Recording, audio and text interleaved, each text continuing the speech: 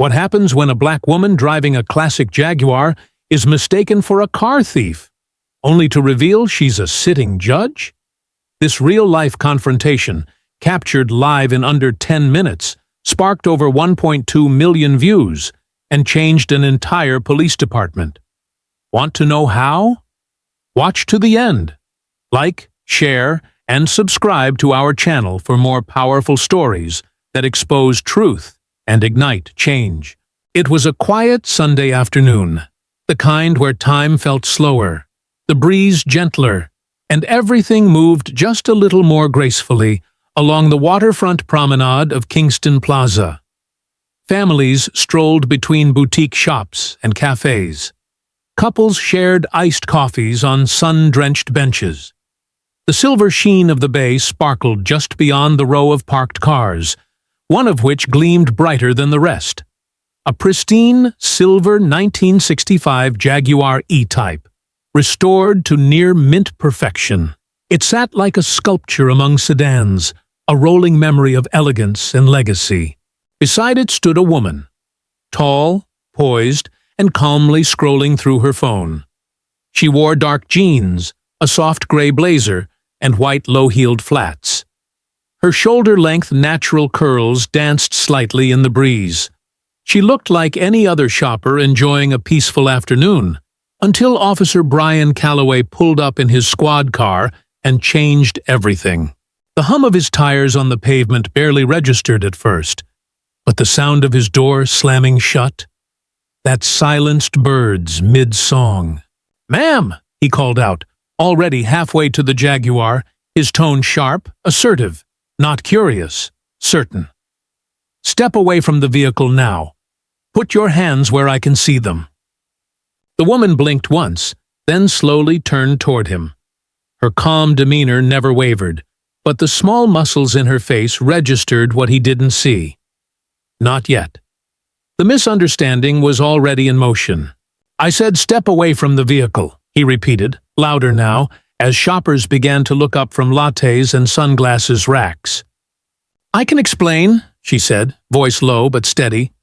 "That's not necessary," Calloway interrupted, his hand casually resting on his holster.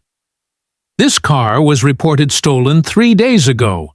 Matches the description perfectly. So I'm going to need you to place your hands on the hood." The woman hesitated for only a second. Then she stepped forward, placing both palms gently on the Jaguar's flawless silver surface. Around her, conversations froze. The energy shifted. Phones emerged from pockets. A group of college students eating frozen yogurt nearby began recording.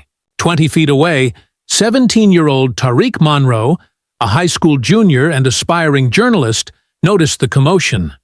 He tapped his friend's arm, unlocked his phone, and opened Instagram.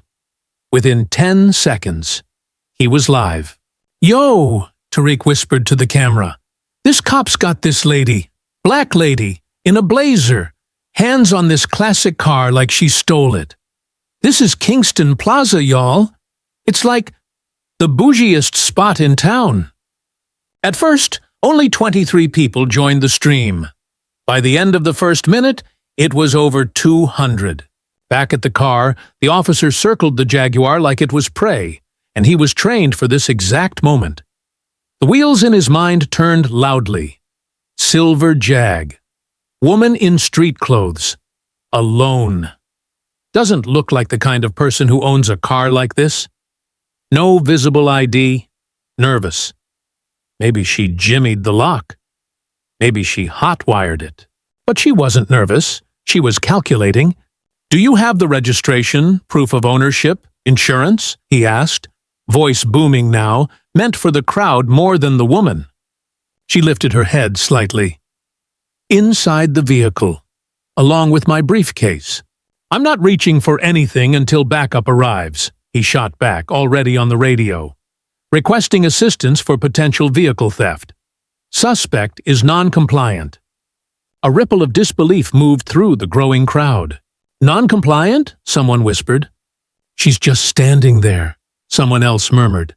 Inside the Jaguar, on the passenger seat, sat a leather portfolio. Tucked neatly beside it, partially visible through the glass, was a courthouse parking permit. Faded, but still legible. But Officer Calloway wasn't looking for details. He was looking for confirmation. "You don't look like you belong with a car like this," he said, not whispering, not subtle, letting his words land with the force of accusation. "Most people don't drive $200,000 cars in street clothes." "Judge Pierce," she said calmly. "My name is Judge Alana Pierce." He didn't flinch. He didn't blink. Instead, he doubled down. "And I'm the Queen of England," he smirked. "Let's keep it serious, ma'am. You're not helping your case." Tariq's stream hit 500 viewers. Comments popped across the screen. "She said she's a judge? This dude is tripping. Classic racial profiling. Same story, different day." Alana didn't move, didn't argue. She knew what could happen next if she did. Her training told her not to escalate. Her experience told her that her robe carried less weight without the courtroom walls around it. Officer Calloway's hand drifted once more toward his holster, as if it had a gravitational pull he couldn't resist. "Keep your hands visible," he barked, "until we sort this out." Someone in the crowd called out, "Yo, she said she's a judge. You better double-check before you embarrass yourself." Calloway turned toward the voice, then quickly back at Alana. "Ma'am, do not engage with bystanders. You're currently being detained under suspicion of auto theft." The words fell like hammers, each syllable louder than the one before. Auto theft. Detained. Suspicion. This wasn't just a parking lot now, it was a stage. And Calloway thought he was the lead. Alana? She was the judge. But nobody knew yet, and that was the point. By minute 6 of the live stream, the viewer count passed 900. Tariq's phone buzzed with DMs, shares, reactions. "Keep recording," his friend whispered. "This is gonna blow up." And it was. Officer Calloway paced, muttering updates into his radio, building a paper trail for the story he wanted to write. Black woman, expensive car, suspicious behavior, non-compliant, backup called, potential theft. He didn't see the ID card in the briefcase, didn't see the stack of legal documents, didn't see the history or the power or the patience in the woman standing before him. All he saw was who she wasn't. But what she was, what she is, was about to change everything. Because in less than 4 minutes, backup would arrive. In 6, the press. In 8, her title would shatter his assumptions. And in 10, the world would be watching. Subscribe now, because this story is just beginning. And what happens next will redefine justice, power, and what it means to stand your ground when the system refuses to see you. Like, share, and stay with us. You won't believe how this ends. The silver 1965 Jaguar shimmered like a memory caught in metal and motionless grace, even as the moment around it thickened with tension.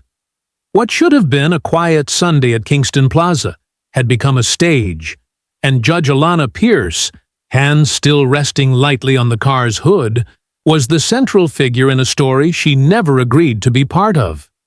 Her composure remained intact, but inside her chest, a slow storm brewed. Behind the glare of the windshield, just inches away, sat the truth.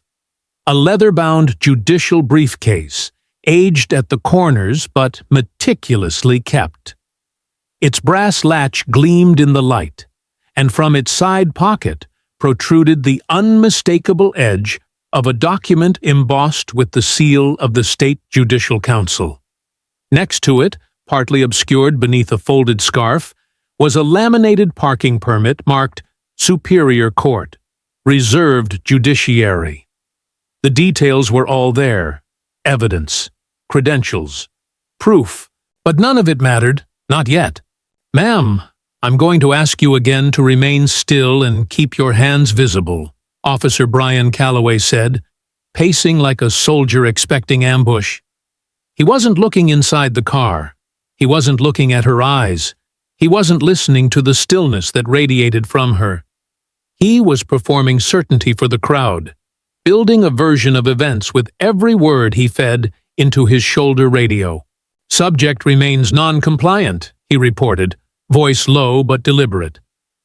"Possible stolen vehicle. Crowd is becoming agitated." Agitated?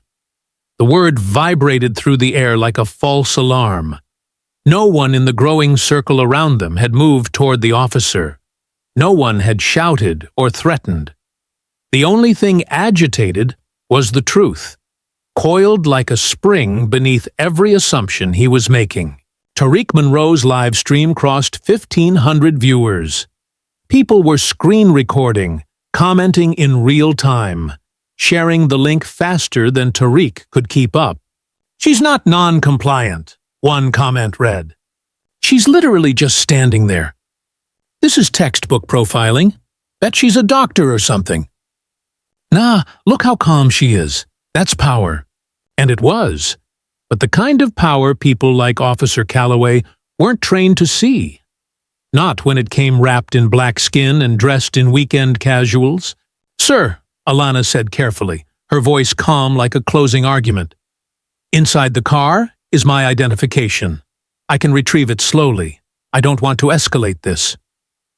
"You don't get to decide what escalates," he snapped. "You move when I say. You stop when I say. And right now, we're waiting on backup." The words landed hard, not because of their volume, but because of their confidence. Calloway wasn't investigating. He was authoring. A script formed in his mind the moment he stepped out of the patrol car. Black woman. Luxury vehicle. No immediate documentation. Must be suspicious. In that script, her silence was resistance. Her calm, defiance. Her request to reach for ID, a threat. Alana returned her gaze to the windshield, to the briefcase, and thought of her husband. The Jaguar had been his, a gift to himself after winning his first civil rights case in federal court.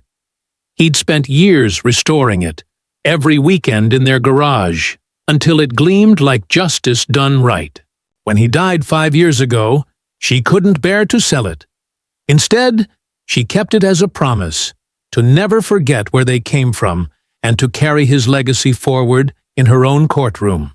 Now, that same legacy had her hands pressed against warm metal, while a younger officer wrote false narratives into a radio frequency that couldn't record the truth.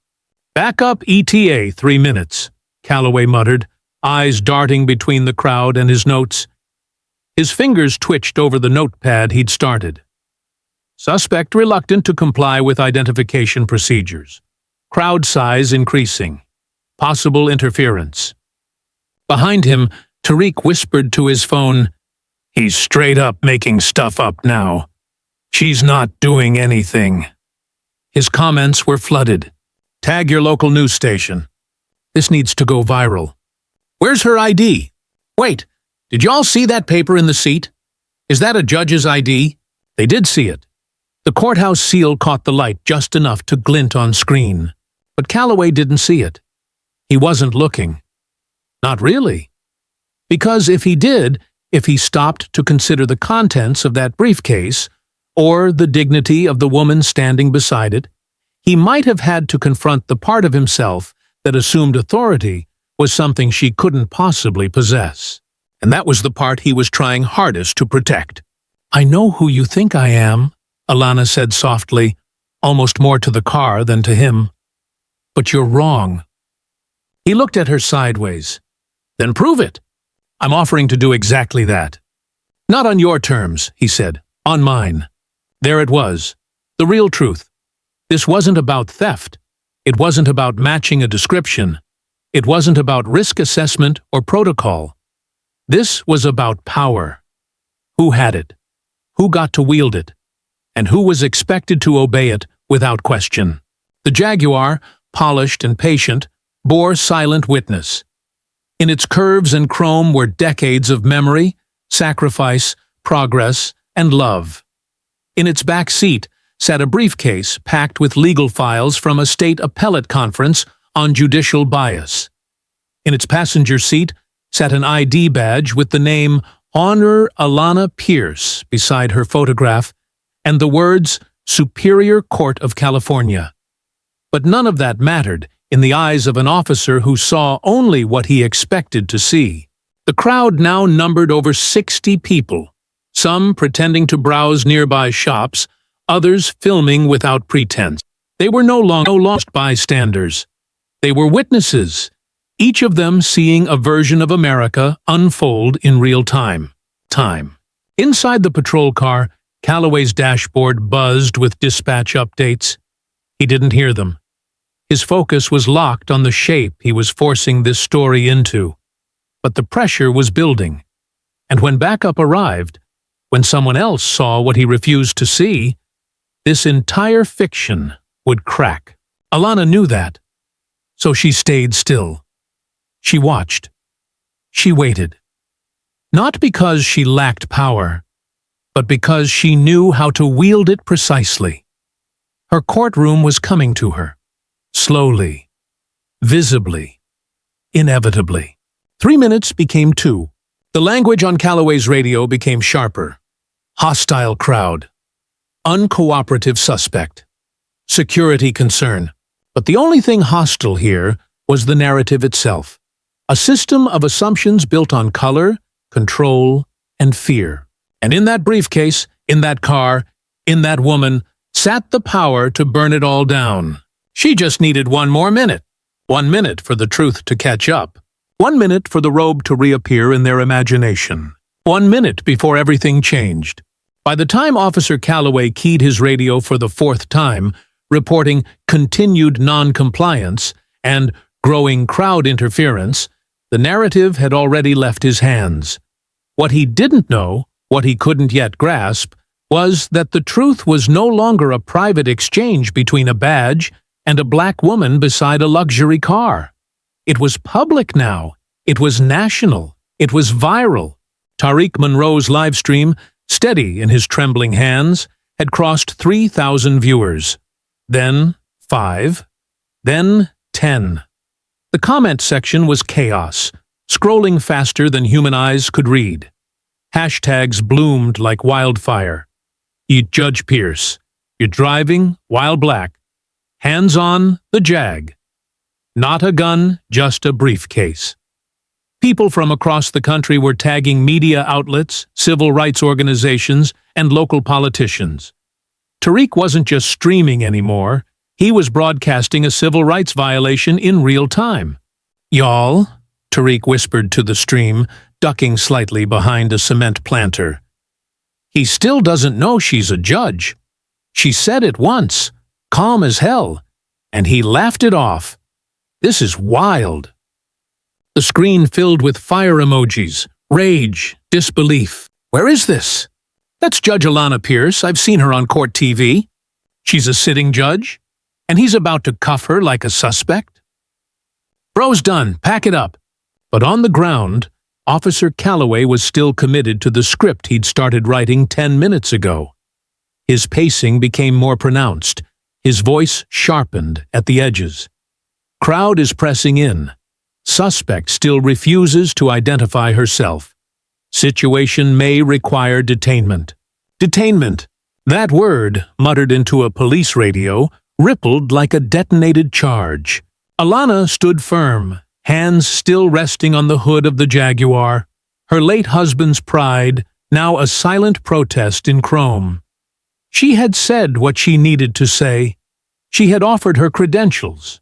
She had complied, and yet the gears of bias kept grinding. Now, she said nothing. Let the officer write his falsehoods. Let the radio echo with distortions.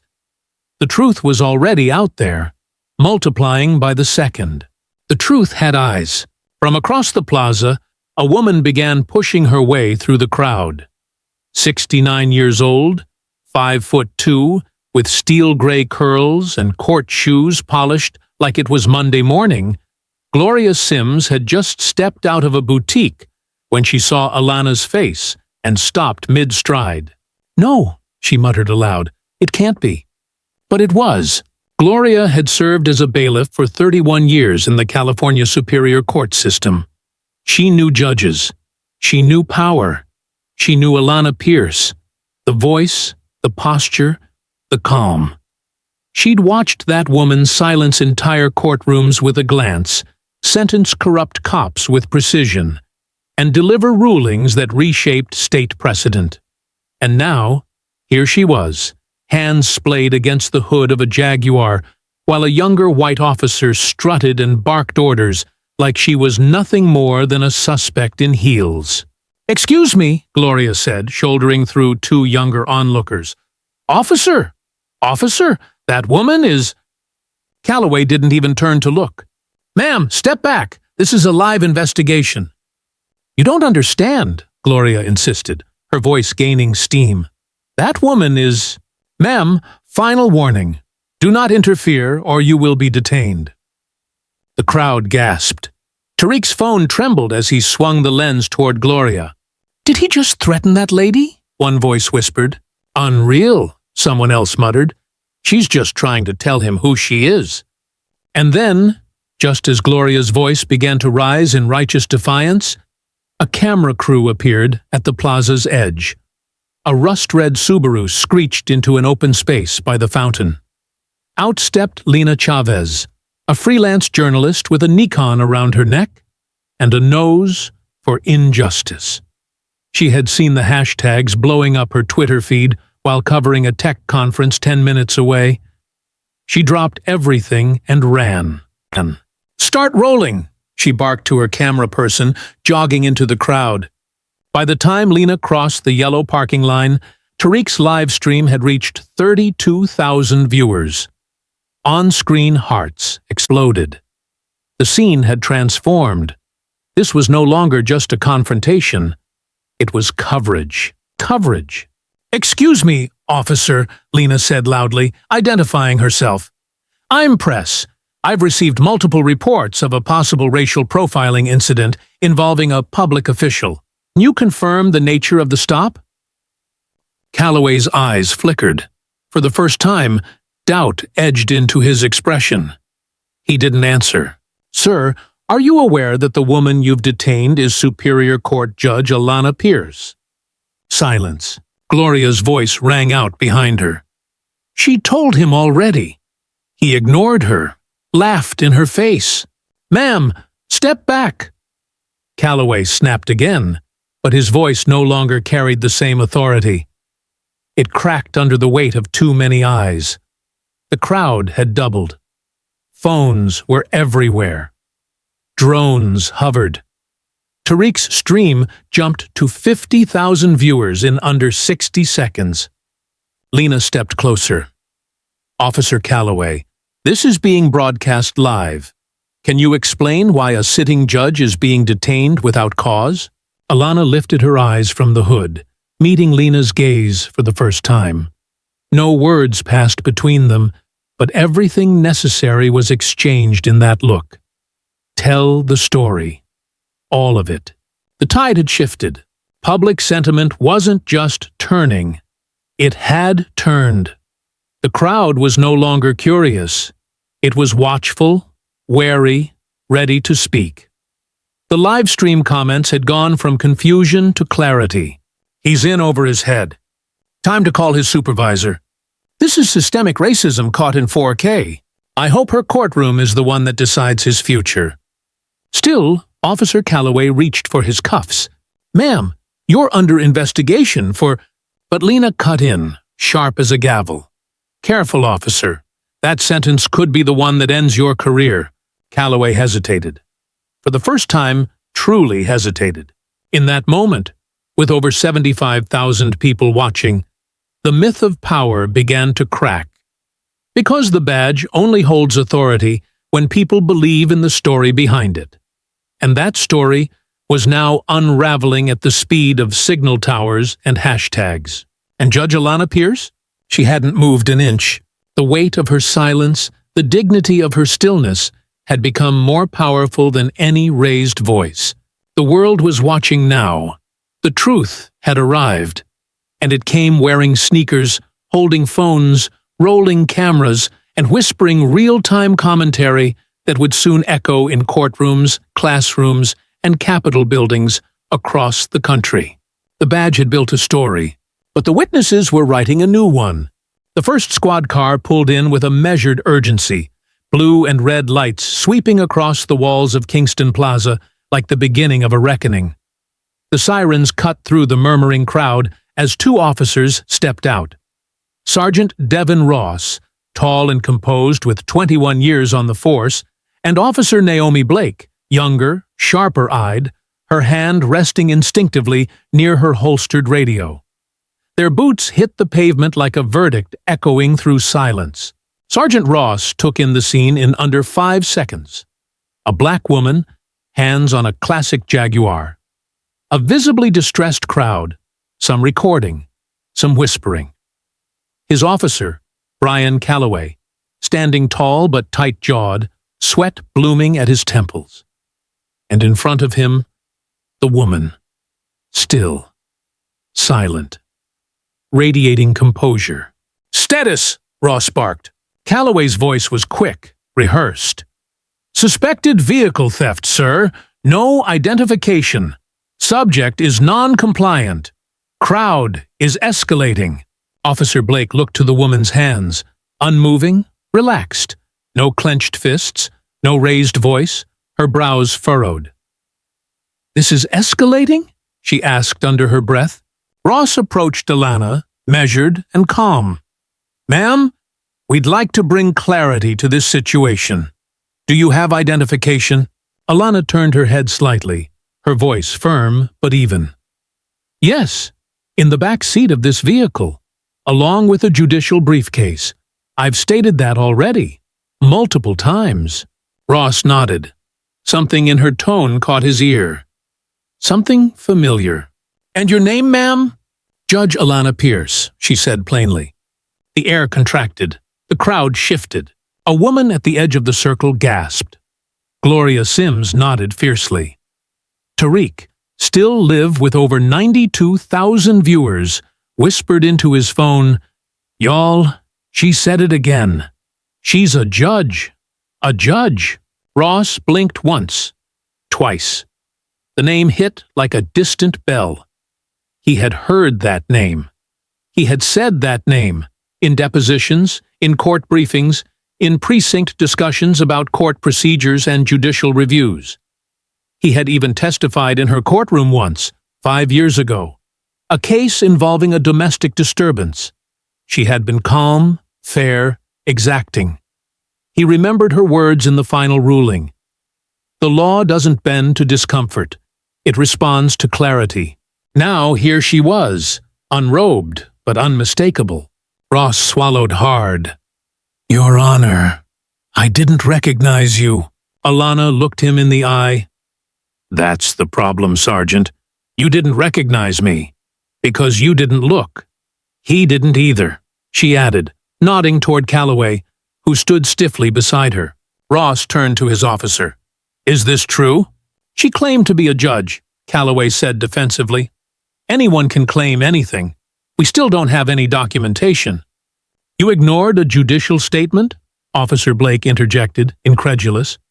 "She had no proof," Calloway snapped. "She's in street clothes, driving a car worth more than—" Ross raised a hand. "Enough," Calloway's voice faltered. "We were following protocol, but the protocol had already split wide open." The moment Alana uttered her title again, the authority in the plaza had shifted. The badge no longer carried weight on its own, and Calloway, still grasping for control, was fumbling against gravity. The crowd, now over 100 strong, was silent in awe. "I have a constitutional right," Alana said, stepping away from the Jaguar slowly, deliberately. "To not be searched without cause, to not be detained without warrant, and to speak the truth of my identity without being dismissed." "Your Honor," Ross began, but she lifted her hand, not rudely but with precision. "I have been calm. I have been still. I have requested no special treatment, only recognition of my rights as a citizen, and my responsibilities as a judge. I warned your officer that my identification was inside the vehicle. I offered to retrieve it with his supervision. I was refused. And now, thanks to the cameras and the live stream, this violation is no longer invisible. She turned toward the crowd, not to perform, but to inform. I am Judge Alana Pierce of the Superior Court, Criminal Division, 15 years on the bench. And today, I was profiled while trying to get back to chambers for a vote on statewide police reform. A hum moved through the watchers like a shockwave. Officer Blake's hand dropped from her holster. Her eyes widened. "You're the tiebreaker," she whispered. "The accountability vote." "Yes," Alana replied. And while I was being treated like a suspect in a parking lot, a law meant to prevent this very thing is proceeding without the swing vote. The irony was so heavy it threatened to buckle Calloway where he stood. Still, he held on. "We can't just take her word. We still need to verify." "Officer Calloway," Ross cut in sharply. "She is verified. I've been in her courtroom. You've testified there too, haven't you?" Calloway blinked. "What?" "She presided over the Carter hearing last year. You gave testimony about a traffic stop, remember?" Calloway's jaw tightened. The dots connected in his mind like a slow burn. The voice, the eyes, the calm he once resented as she poked holes in his report on the stand. The questions that left him sweating in uniform. Judge Alana Pierce, the same woman now standing beside a classic Jaguar, surrounded by phones, press, and the weight of justice turned inward. Still, pride made one final play. I still need documentation to close this properly." Alana inhaled, stepped toward the passenger side window, and pointed through the glass. "My judicial identification is in that briefcase. My name is on a dozen court orders inside. You refused me the right to show it." She turned back to the crowd, and her voice rang clear. "How many times have people like me told the truth and been ignored because the truth didn't match someone's bias?" Sergeant Ross stood frozen. Officer Blake slowly activated her body camera, catching every word. Alana's final words in that moment were not shouted, but they might as well have been carved in stone. "This isn't just about me. This is about what happens when law becomes assumption and procedure becomes prejudice. It ends today." Calloway, for all his years, for all his confidence, for all the authority that once wrapped around him like armor, was now exposed, undone by the very assumptions he'd treated as facts. The badge he wore had not protected him from truth, and the woman he tried to diminish had just reminded the world who she really was. The judge, the swing vote, the legacy, and the lesson. The shift wasn't just physical, it was digital, tidal, historical. At exactly 28 minutes past 3 on that quiet Sunday afternoon, the live stream of Judge Alana Pierce's wrongful detainment crossed 70,000 concurrent viewers. Phones vibrated in palms from Oakland to Atlanta. Screens lit up in dorm rooms, newsrooms, courtrooms, and living rooms. Tariq Monroe's commentary, once whispered and hesitant, now echoed in real time across the country. "This woman's a judge," she told him. He ignored her. "We're watching justice get profiled." The live stream's title, hastily typed earlier, "Lady Gets Pulled Over for Driving Too Nice," was now replaced with hashtags. Judge Pierce. Just driving while black. Parking lot profiled. Systemic bias in HD. By the time the view count hit 84,000, the Chief Justice of California had called Judge Pierce's phone 6 times. She called again. It buzzed quietly in Alana's blazer pocket as she stood inches from the Jaguar, hands no longer on the hood, but still unmoved, still composed, still processing the humiliation. 6 missed calls. 3 press vans now lined up outside the plaza. One nation beginning to watch. A fourth camera crew arrived just as Officer Naomi Blake crossed to Sergeant Ross and whispered, "Sir, this is going viral. National networks are picking it up. MSNBC's trending it. I just saw the Nichan Judge Pierce on CNN's ticker." Sergeant Ross didn't respond immediately. He was watching Calloway now. Not the officer's posture, but his unraveling. Sweat clung to Calloway's neck. His eyes flicked from phone screens to reporters to the looming presence of Lena Chavez, whose microphone was pointed like a weapon of truth. His sense of control, once inflated by unchecked bias, now collapsed under digital scrutiny. Meanwhile, the plaza transformed. What began as a few dozen shoppers standing still had become a fully formed crowd. Over 200 people now gathered in a circle around the scene. Some chanted, others simply recorded. But all of them knew they were standing inside a moment history would not forget. And in the eye of that storm stood Alana. Not yelling, not pleading, not breaking down. She stood the way she had stood behind the bench for 15 years. Upright, grounded, composed. Her mind, despite the injustice unfolding around her, wandered back, not in weakness, but in memory. It gave her strength. She remembered a young man named Marcus J. Linwood, 25, bright, angry, arrested during a protest in East LA. Alana had read his case personally, seen how the charge sheet had inflated a misdemeanor into a felony with a few careful keystrokes. She'd read his statement twice, then 3 times. During trial, she'd asked the prosecution one question that unraveled the entire house of cards. Is there any evidence this defendant initiated violence? They hadn't had any.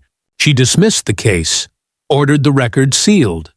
Then later, on her own time, mentored Marcus through law school admissions. He passed the bar 2 years ago. Then she remembered the mother of 3 from Riverside. Wrongly evicted. Civil suit ignored. Representing herself in court. Nervous, shaking. Alana had guided her with patience. Not favoritism, but fairness. Reminding the woman that justice wasn't a luxury reserved for the confident. She remembered every ruling on police misconduct, every case involving racial bias. Every time she chose the hard truth over easy optics. And now, here she stood, in public, profiled, dismissed, ignored. Exactly like the people she had spent her entire career defending. Her phone buzzed again. Chief Justice Margaret Calloway, 7th call. She didn't answer. Not yet. Not until this moment fully revealed itself for what it was. Judge Pierce, Lena Chavez said gently, stepping closer with her camera operator. Would you like to make a statement? Alana turned slowly, her voice firm but resonant. This is not a misunderstanding. This is not a miscommunication. This is a mirror. A mirror showing us what justice looks like when the robe is removed and the skin is the only evidence. The crowd stirred. Her words rippled like stones across a lake. Today, she continued, I was profiled in front of over 70,000 people. I was detained without cause, dismissed despite my title, and treated as a threat because of a car and the color of my skin. Camera shutters clicked like rainfall. Tariq's viewer count hit 91,000. At that exact moment, across town, protesters began gathering outside Kingston Plaza's main entrance. Word had traveled fast. Activists, civil rights groups, and students with handmade signs and bullhorns poured in. Hands off our judges! Bias is not protocol. Alana Pierce is all of us. Traffic on the boulevard slowed to a crawl. Local law enforcement rerouted cars as demonstrators spilled onto the sidewalks. The live stream now played on car dashboards, TV displays in nearby diners, and digital billboards off the 405 freeway. Back in the plaza, Officer Calloway stood pale and trembling. He had lost the room. He had lost the street. Now he was losing the world. Sergeant Ross cleared his throat. Your Honor, I believe we owe you an apology. And more than that, a correction. Alana didn't answer. She walked to the side of the Jaguar. Through the window, her briefcase sat still.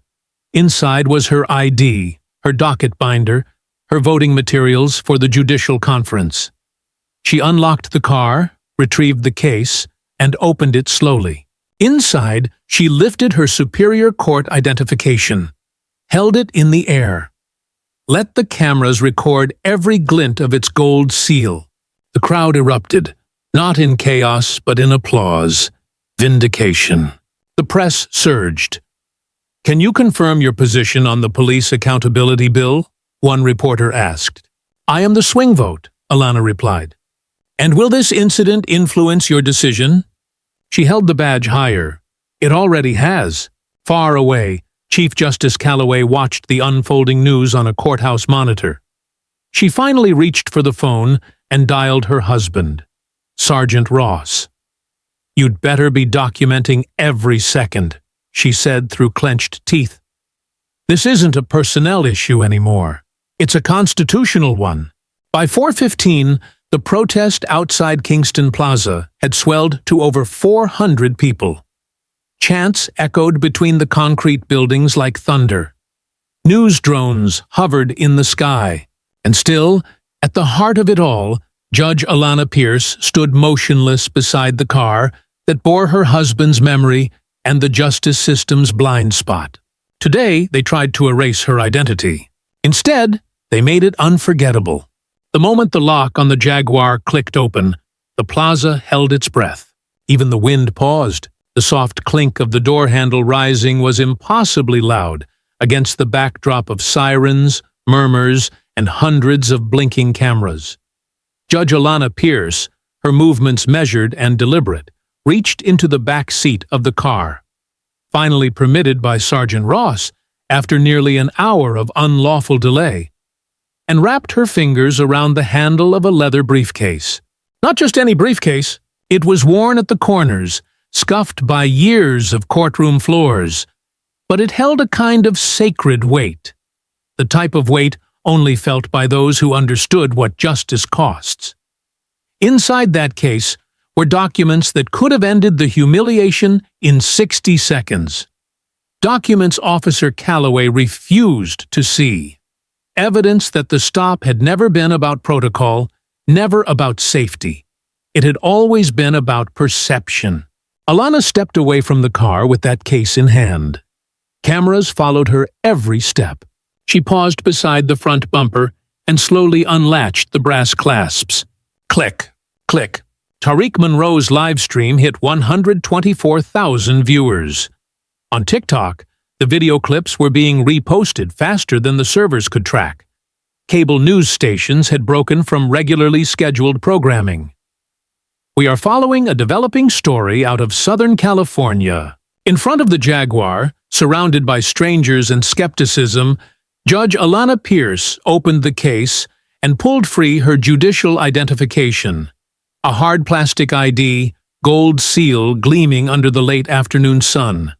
The words were unmistakable. The Honorable Alana Pierce, Superior Court of California, Criminal Division, Statewide Reform Committee. She held it up for all to see. The crowd gasped, some audibly, some just exhaled for the first time in minutes. The badge flashed like a lightning strike through the lens of every phone in that plaza. The narrative, built on doubt, on uniformed assumption, on unspoken bias, cracked.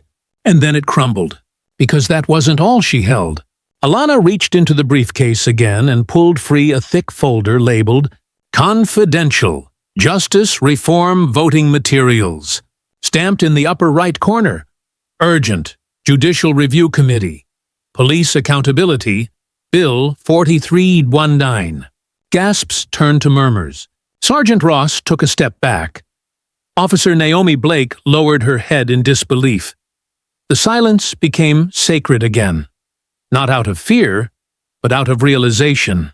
The woman Calloway had ordered to keep her hands on the hood was the very voice California needed at the table of justice reform. At that exact hour, at that exact moment, she was the tie-breaking vote, and they had silenced her. Calloway's eyes went glassy. The full weight of his actions, for the first time, hit him not with physical force, but with judicial precision. The humiliation wasn't hers anymore. It was his. He saw it all, the moment he dismissed her calm voice. The smirk when she first said Judge Pierce. The hand on his holster, the warnings barked, the performance for the cameras. The crowd forming, the phones rising, the world watching. The Chief Justice calling. The vote he'd just interfered with. A career that had taken 17 years to build unraveled in under 40 minutes. Alana didn't say, "I told you so." She didn't have to. The truth was now undeniable, and truth doesn't argue. It reveals. Calloway's knees almost buckled. He began, but his voice cracked. "Judge Pierce, I was just following." She turned to him slowly. "Protocol?" she asked. He nodded numbly. "Protocol didn't stop you from assuming guilt. It didn't stop you from ignoring identification. It didn't stop you from reporting me as non-compliant when I stood completely still." The press leaned in. "Your protocol," she continued, "isn't law, it's habit. And your habit is dangerous." The plaza trembled with quiet. She held up the briefcase again.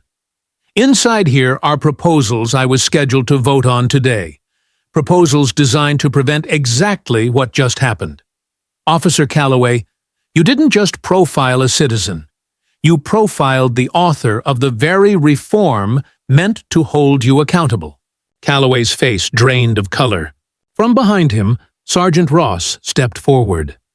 "Your Honor," he said cautiously. "If I may." Alana turned her attention to Ross, nodding once. "I think we need to contact the Commissioner immediately," he said. "This has escalated beyond departmental policy." From the crowd, someone shouted, "It never was policy! It was prejudice!" The cheer that followed was thunderous, and in the center of it all, the briefcase remained open. Cameras zoomed in on the committee seals, the court memos, the ethics reviews, the statistics on racial profiling. One paper even listed a breakdown of use-of-force complaints by Officer ID. And at the bottom of one page, printed in bold, Officer B. Calloway, 12 misconduct complaints, under review. The sting was surgical. Calloway, still frozen in place, was staring at a document he hadn't even known existed. Proof that the very judge he tried to arrest had reviewed his disciplinary history. She had seen him long before he saw her, and she had given him the benefit of the doubt, something he never offered in return. Tariq whispered to his stream, "This is beyond full circle. This is karma on a courtroom letterhead." Alana's voice cut through the noise again, calm and controlled. "We're taught that justice wears a blindfold. But that blindfold has never protected people who look like me. Not on sidewalks, not in cars, and today, not even in a parking lot with a briefcase full of truth." She held up the ID one last time. "Let this image be your mirror." Behind her, protesters outside the plaza reached 900. Live stream viewership soared past 160,000.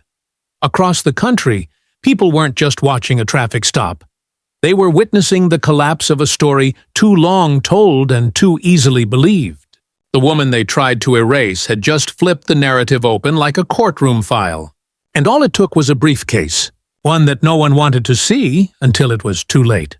The plaza no longer belonged to Officer Calloway.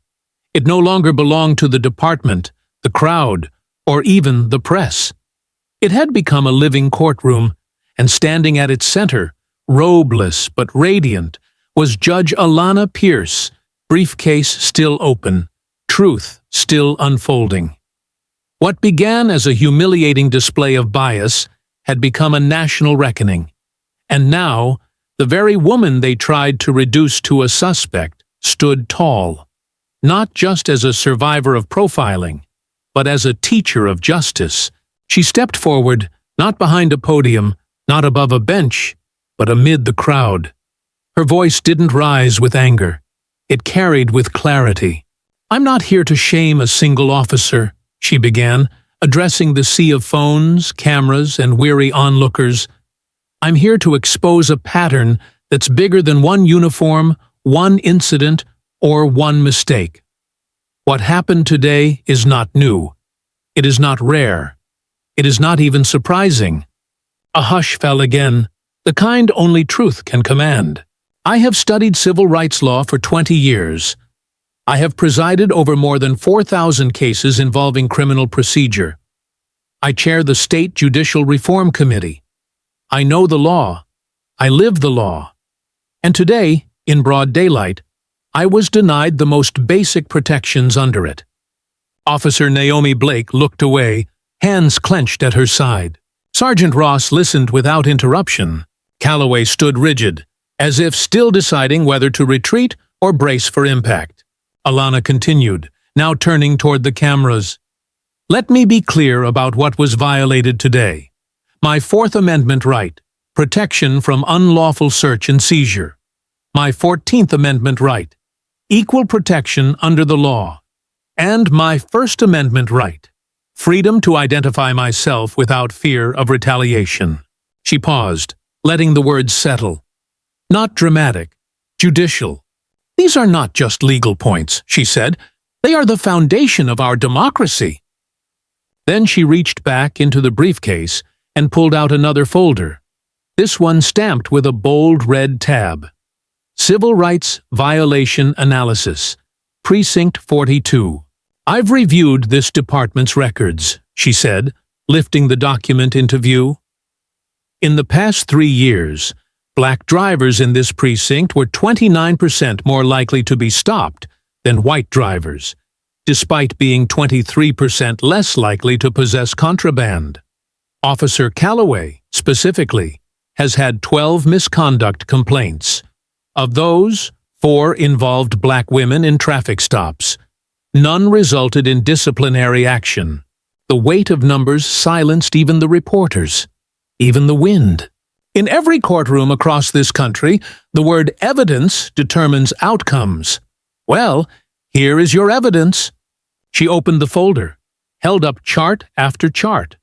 The camera zoomed in. Racial profiling stats, stop and search breakdowns, settlement payouts, uninvestigated complaints. The story was no longer hearsay. It was quantified, catalogued, and now televised. "I refuse," she said, "to let this be another moment that fades with the news cycle. We don't need apologies. We need change. So today, I'm not just standing as a judge. I'm standing as an educator, offering a framework for accountability." She looked directly at Officer Calloway. "You have a choice," she said, "and your department does too. I'm proposing 3 options, each grounded in precedent, ethics, and law. You have 60 seconds to decide." The plaza bristled. No one breathed. Option 1, immediate suspension, pending an independent federal investigation. If civil rights violations are confirmed, you face termination and potential criminal liability under 42 U.S.C. Parv 1983. This is the most severe, but also the most justified. Calloway's jaw clenched. Option 2, voluntary demotion, paired with 200 hours of bias and de-escalation training, followed by public testimony before the state legislature on racial profiling. You will become a living case study, not as a symbol of failure, but of transformation. Someone in the crowd whispered, "That's mercy." Alana continued. Option 3, immediate retirement with full benefits. You will publicly acknowledge the profiling incident and agree never to serve in law enforcement or security again. No criminal charges will be pursued, but your career ends today. Officer Blake blinked in disbelief. "She's giving him a way out," she murmured. But Alana wasn't finished. "These options aren't about revenge. They're about restoration. about acknowledging the harm, addressing the pattern, and creating a record that says, "This cannot continue." She turned to the press now. "And let me be clear. Whatever choice is made today, this department will still undergo external review. I will personally draft recommendations for mandatory body camera usage, community oversight boards with subpoena power, and quarterly racial bias audits. These reforms will be submitted to the state legislature within 10 business days." The plaza erupted, not in chaos, but in applause. The quiet claps of the early crowd had grown into a full wave of support. Protesters at the plaza entrance began chanting again, "This is what justice looks like." Still, Alana's eyes never left Calloway. "You made assumptions based on skin, not behavior. Based on car value, not context. Based on authority, not facts. And now, I'm giving you the same dignity you denied me. The chance to choose your own path." He was silent, frozen. Sergeant Ross cleared his throat, quietly stepped forward, and whispered something to Calloway. The crowd couldn't hear it, but whatever it was, it made the younger officer nod slowly. The press surged. Tarek's livestream peaked at 193,000 viewers, and Judge Alana Pierce, standing in a sea of flashing cameras, data sheets, and constitutional truth, waited, not to see Calloway fall, but to see whether this time the system could rise. Officer Brian Calloway had faced pressure before. Gritty patrols, tense traffic stops, courtroom testimony under cross-examination, but nothing like this. Nothing like the blistering clarity of 193,000 people watching his every twitch. Nothing like standing before a woman he'd wrongly profiled, who now offered him not only justice, but a choice. 3 options, 60 seconds. A decision that would echo far beyond this parking lot. His fingers trembled, just slightly. The hand that once hovered confidently over a holster now dangled uncertainly by his side. He looked at Judge Alana Pierce, not in defiance, not in pride, but in something resembling understanding. She had stripped him of the story he told himself every day, that he could trust his instincts, that the badge meant he was right by default, that silence was safety. That story was gone now. He started, but the words felt too small, too soft. The plaza was still. Protesters outside had quieted. The crowd watched with wary anticipation. The press leaned in, and Judge Pierce, dignified, composed, unshaken, waited, not with vengeance, but with the patience of someone who had spent years watching others either rise or fall before her. Calloway swallowed hard. "I choose option 2, he said, voice hoarse. The demotion, the testimony, all of it." A pause. Then a murmur rippled through the crowd. It wasn't celebration. Not yet. It was the sound of something unfamiliar. Cautious optimism. People had expected denial, evasion, silence. Instead, they got the unexpected.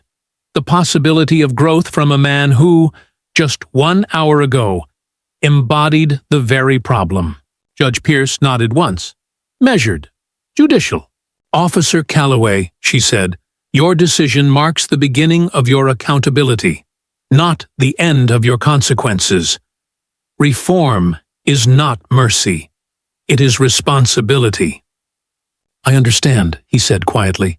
Sergeant Ross stepped forward, placing a steady hand on Calloway's shoulder. Not as endorsement, but as structure.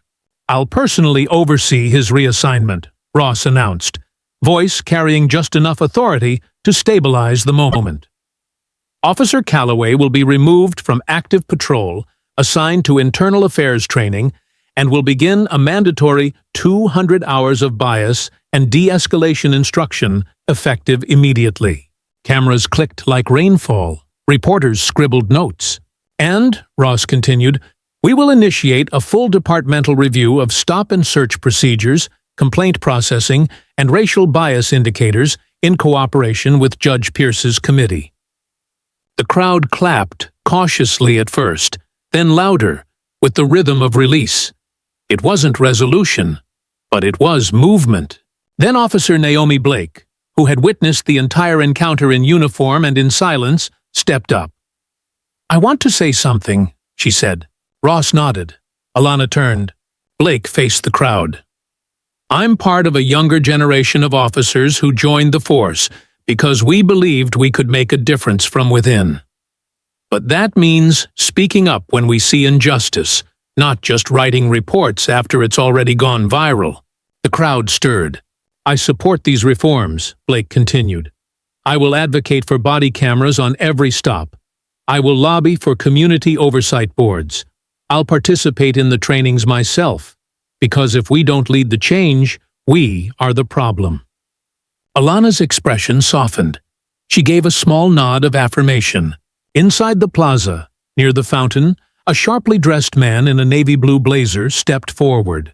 Martin Lee, Senior Director of Operations for Kingston Plaza.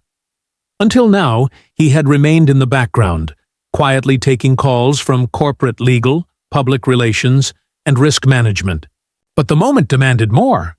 "Your Honor," he began, microphone in hand, voice steady with executive polish, "on behalf of the Kingston Plaza Corporation, I want to formally apologize for what occurred on our property today. Our private security failed to intervene, failed to question, failed to see. And that failure makes us complicit." The crowd listened in silence. Lee continued.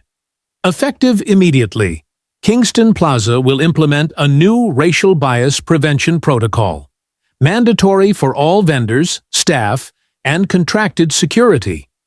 We are also establishing a community engagement fund, initial investment, $500,000 annually, to support racial justice initiatives, youth mentorships, and civil rights education programs."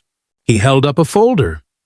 "These reforms were drafted in consultation with civil rights attorneys during the last 30 minutes. The gesture landed hard, meaningful. Alana turned to face him fully. "Accountability from the private sector is rare," she said, "but necessary. If businesses want to thrive in communities of color, they must first see those communities, not just sell to them." Lee nodded. "We agree, Your Honor, and we want to be part of the solution."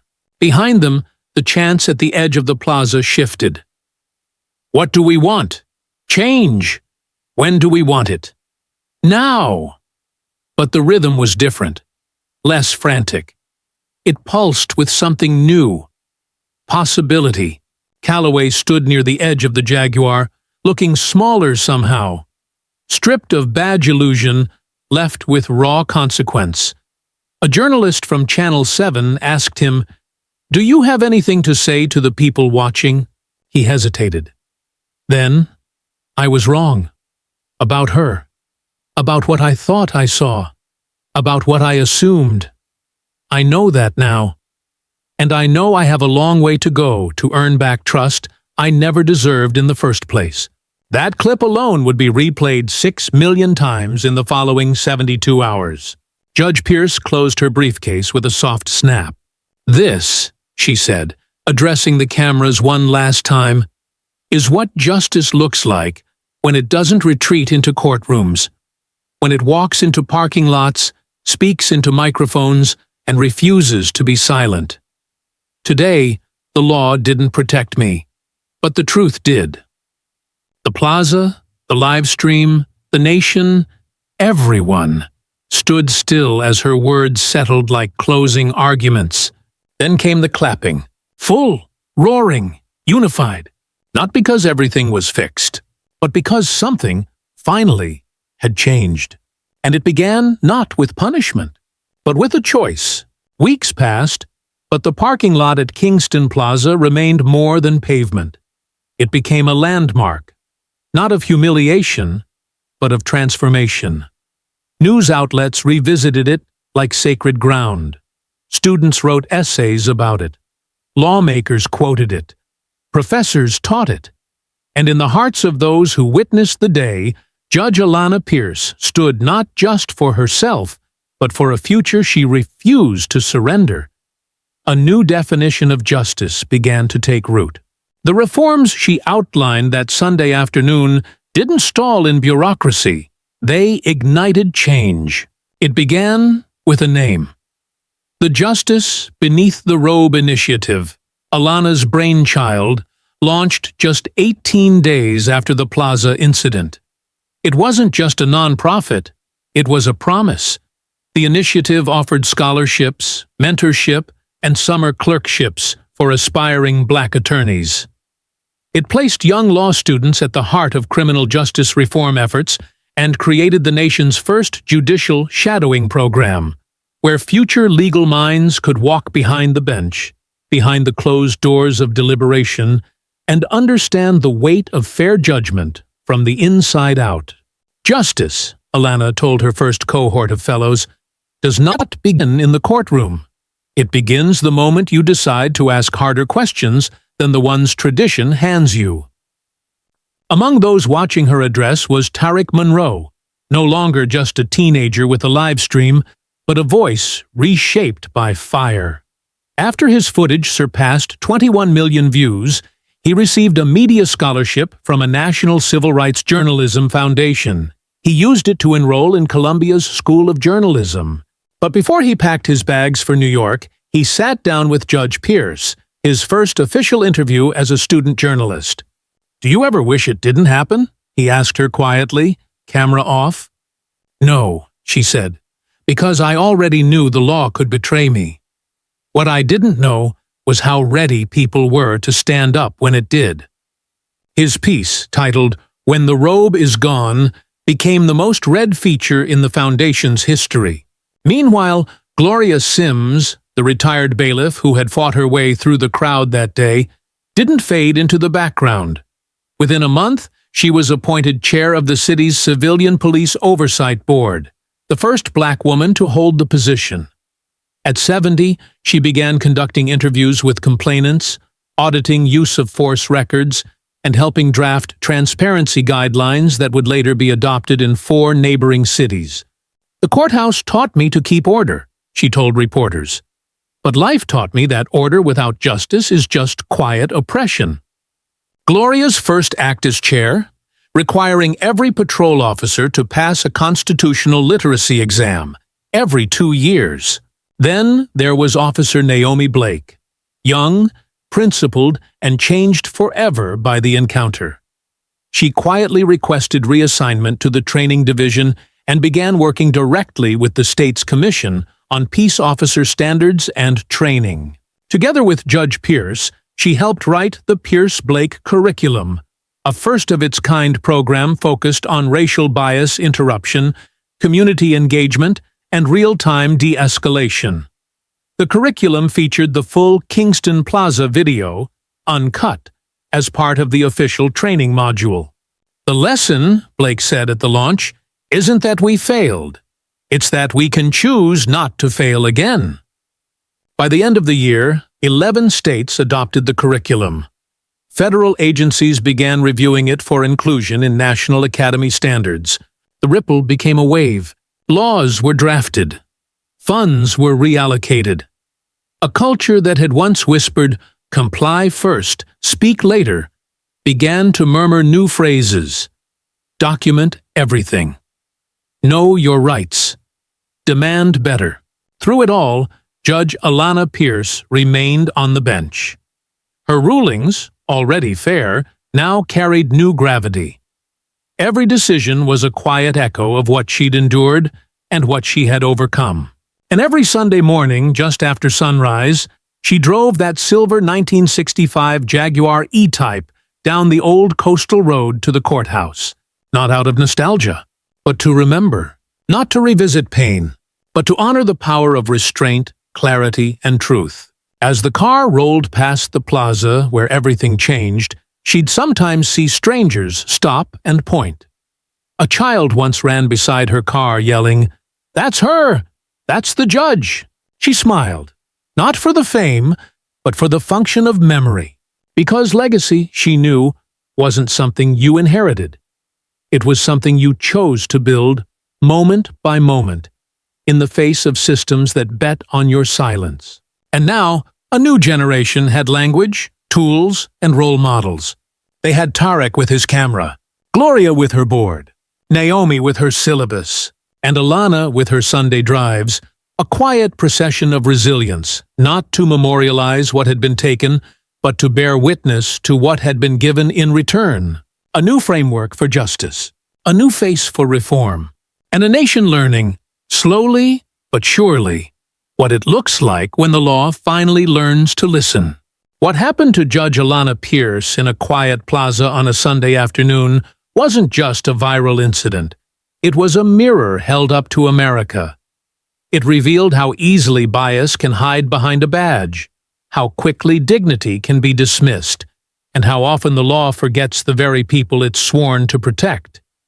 But it also showed us something else, that truth has power, that silence can be strategy, and that justice can begin right where injustice tried to take hold.